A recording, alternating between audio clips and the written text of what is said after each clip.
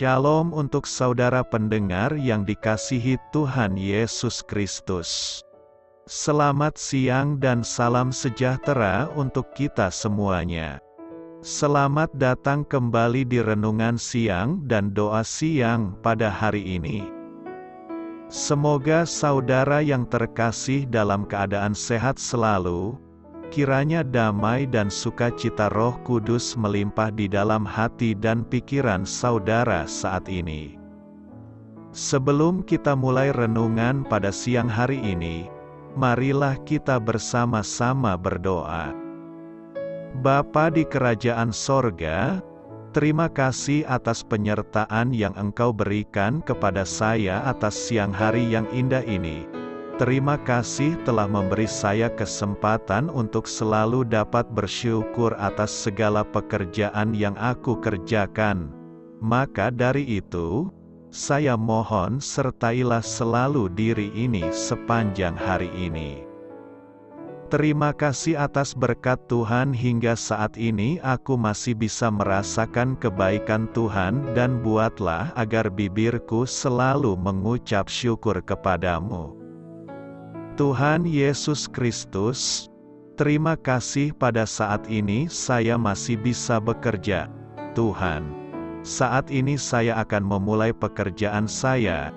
Berkatilah pekerjaan ini dan sertailah sepanjang saya selama bekerja pada hari ini, agar menjadi berkat bagiku, bagi keluargaku dan juga tempat saya bekerja. Berkati seluruhnya di siang hari ini agar berjalan dengan baik dan menjadi berkat untuk kami jalani bersama dengan anak Tuhan yang lainnya. Dalam nama Tuhan Yesus, aku berdoa. Amin.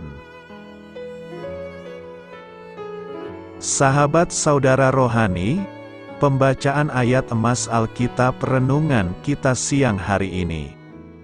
Nats bacaan kita siang hari ini adalah, demikian jugalah kamu, di sebelah luar kamu tampaknya benar di mata orang, tetapi di sebelah dalam kamu penuh kemunafikan dan kedurjanaan.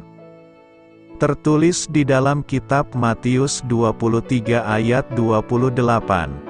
Bacaan kita pada siang ini terambil dari kitab Matius 23 ayat 1 dan 2 kemudian ayat 23 sampai dengan ayat 33.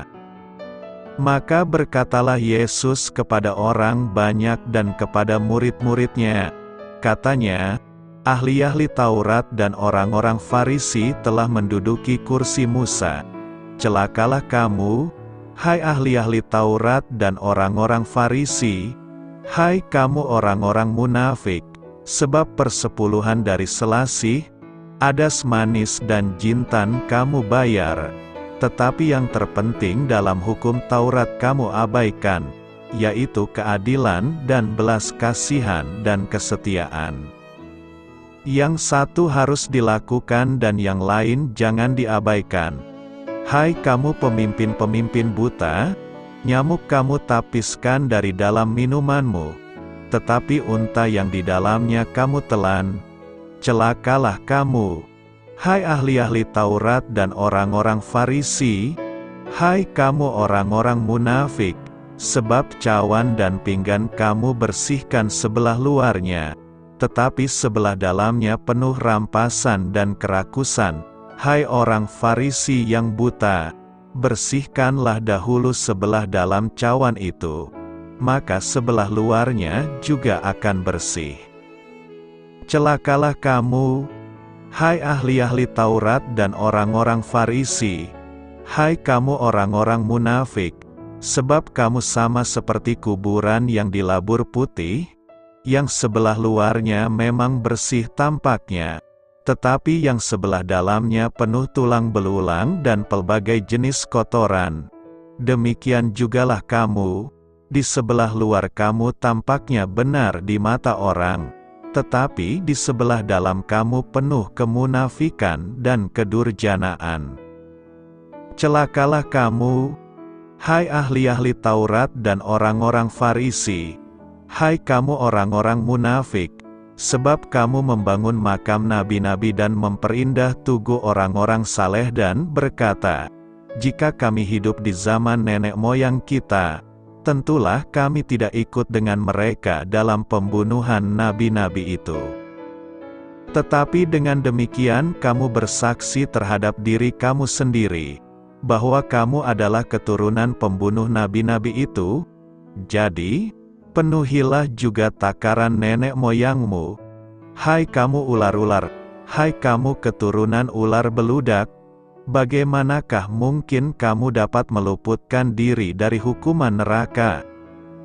Matius 23 ayat 1 dan 2 kemudian ayat 23 sampai dengan ayat 33.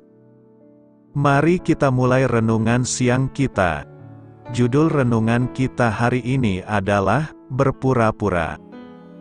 Kata bijak Alkitab hari ini adalah, Anda dapat memiliki kehidupan rohani yang sibuk, tanpa sedikit pun memiliki keselamatan. Cerita renungan siang kita hari ini adalah, seorang pria dari Massachusetts telah menyembunyikan sebuah rahasia tentang dirinya selama 11 tahun. Tak seorang pun menyangka ia bermasalah. Bahkan di rumah pun perilakunya tampak wajar. Setiap malam setelah makan malam, ia selalu duduk sambil memegang koran, sehingga istrinya pun tidak mengetahui masalah suaminya. Namun, akhirnya ia tidak sanggup lagi menahan tekanan karena terus-menerus menyembunyikan rahasianya. Setelah bertahun-tahun menjaga rahasia, pria itu pun mengakui bahwa sebenarnya ia buta huruf. Selama ini ia berpura-pura bisa membaca. Banyak orang juga berpura-pura dalam kehidupan rohani mereka. Mereka tampak seperti seorang Kristiani, mereka berbicara layaknya seorang Kristiani, menjadi jemaat di suatu gereja, dan menyembunyikan dosa-dosa mereka dengan hati-hati. Mereka amat saleh dan berusaha memberi kesan yang baik. Banyak orang beranggapan bahwa mereka adalah orang-orang Kristiani, namun jauh di lubuk hati mereka, para aktor rohani ini tahu bahwa mereka tak pernah mengakui kondisi mereka yang penuh dosa kepada Allah dan menaruh pengharapan dalam Tuhan Yesus Kristus sebagai satu-satunya harapan akan keselamatan. Secara lahiriah mereka tampak benar, namun secara rohaniah mereka penuh kemunafikan dan kedurjanaan. Pernahkah Anda berpura-pura seperti itu? Anda mungkin dapat membohongi orang lain, tetapi tidak dapat membohongi Allah. Dia melihat isi hati Anda. Jangan berpura-pura. Terimalah anak Allah sebagai juru selamat Anda. Hadapilah kenyataan. Matius 23 ayat 28 berkata, demikian jugalah kamu, di sebelah luar kamu tampaknya benar di mata orang, tetapi di sebelah dalam kamu penuh kemunafikan dan kedurjanaan. Kadang manusia hidup penuh dengan sandiwara. Memang dunia ini adalah panggung sandiwara. Tetapi hidup orang percaya bukanlah demikian adanya. Orang percaya haruslah tampil sesuai dengan apa yang diimaninya. Orang percaya sejatinya meninggalkan panggung sandiwara. Kelihatan benar di mata orang, tetapi ternyata dirinya adalah orang munafik dan durjana. Matius pasal 23 ini berisikan tentang kecaman Tuhan Yesus terhadap ahli-ahli Taurat dan orang-orang Farisi. Mengapa mereka dikecam? Karena mereka hidup dalam kemunafikan, artinya hidup mereka penuh kepalsuan. Apa yang tampak dari luar berbeda dengan apa yang ada di dalam mereka. Tahu kebenaran firman Tuhan tapi tidak melakukannya. Bahkan perbuatan mereka jauh menyimpang dari apa yang mereka ajarkan kepada orang lain. Sikap munafik adalah satu sikap di mana seseorang menutupi kekurangannya atau kesalahannya dengan cara yang licik dan eksklusif. Di hadapan banyak orang mereka berlaku baik, ramah, sok rohani dan saleh, padahal apa yang ada di hati mereka sangat bertolak belakang. Bahkan motivasi pelayanan mereka tidak benar. Karena, semua pekerjaan yang mereka lakukan hanya dimaksud supaya dilihat orang. Tidak ada kasih yang mendasari pelayanan mereka. Mereka melakukan pekerjaan-pekerjaan rohani dengan harapan beroleh pujian dan sanjungan dari orang lain. Sehingga Tuhan Yesus memberi nasihat, "Turutilah dan lakukanlah segala sesuatu yang mereka ajarkan kepadamu. Tetapi janganlah kamu turuti perbuatan-perbuatan mereka, karena mereka mengajarkannya tetapi tidak melakukannya." Orang-orang Farisi dan ahli Taurat dikatakan, Tuhan tampaknya mereka benar di mata orang tetapi di sebelah dalam penuh kemunafikan. Mereka memanggil Yesus Kristus Guru. Tetapi mereka sesungguhnya tidak setuju dengan pengajarannya. Kelihatannya para ahli Taurat dan orang Farisi sudah terbiasa dengan sikap berpura-pura. Mereka sudah biasa berpura-pura rajin berdoa, dan sengaja melakukannya di depan orang. Orang yang munafik digambarkan seperti kuburan yang dilabur putih, yang sebelah luarnya memang bersih tampaknya, tetapi yang sebelah dalamnya penuh tulang belulang dan pelbagai jenis kotoran. Di luar tampak putih dan menarik, tapi di dalamnya busuk. Tanpa disadari, sifat munafik ini telah mendarah daging dalam kehidupan orang percaya. Untuk itu kita perlu dimurnikan dari berbagai macam kemunafikan supaya apa yang kita lakukan berkenan di hadapan Tuhan. Adapun sifat munafik antara lain, ingin dipuji dan dihormati orang, suka berpura-pura baik dan suka mencari kesalahan orang lain.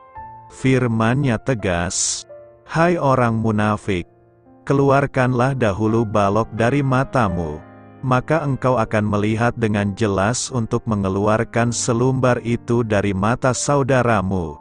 Jika ada kemunafikan dalam hidup kita, apapun yang kita lakukan akan menjadi sia-sia. Mereka hanya mementingkan penampilan dari luar. Tahukah saudaraku bahwa kebanyakan orang hari-hari ini hanya mementingkan penampilan dari luar?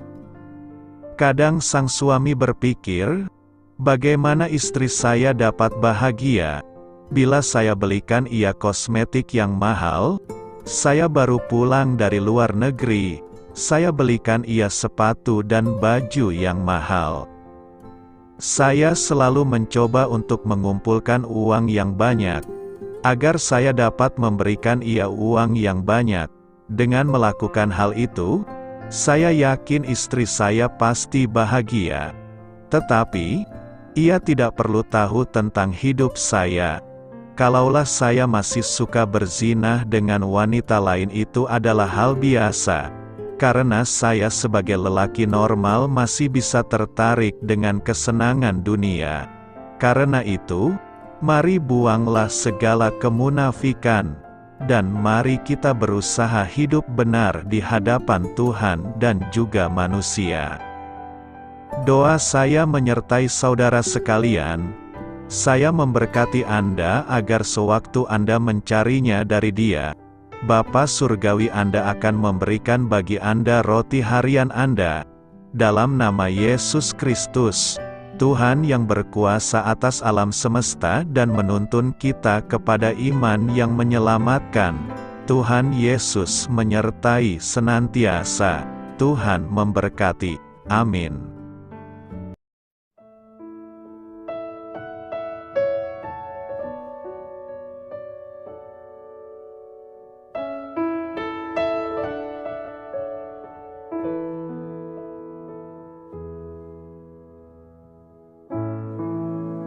Demikianlah renungan firman Tuhan pada siang hari ini. Semoga menjadi kekuatan di dalam hidup kita dan menjadikan kita pribadi yang lebih sukses. Sebelum kita memulai aktivitas hari ini, marilah kita berdoa. Bapa kami yang ada di sorga, terima kasih atas kasih dan kebaikan Tuhan yang begitu besar buat kami.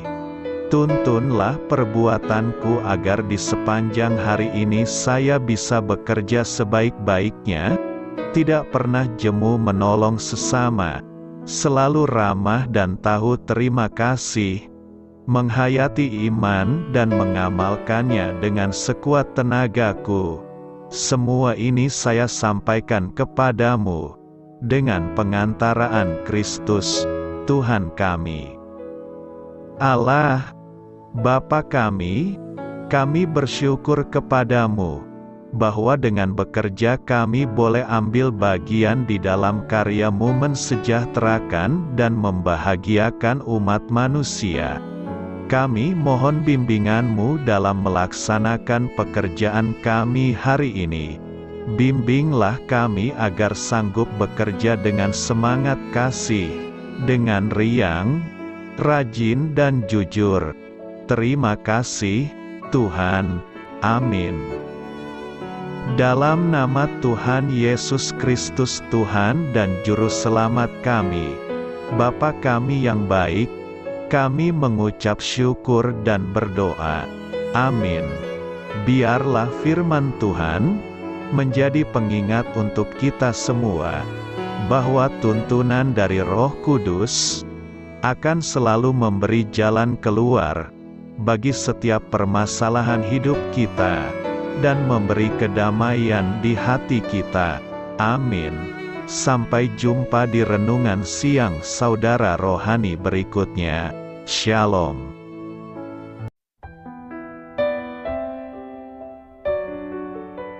Halo untuk semua pendengar saudara rohani yang terkasih di dalam nama Tuhan Yesus Kristus dimanapun berada. Mari dukung kami, tim redaksi Renungan Harian Saudara Rohani, dengan cara memberikan bantuan, kritik dan masukan. Saudara dapat memberikan masukan melalui kolom komentar di bawah atau mengirim kepada kami langsung melalui email yang tertera di layar Anda, saudararohani@gmail.com.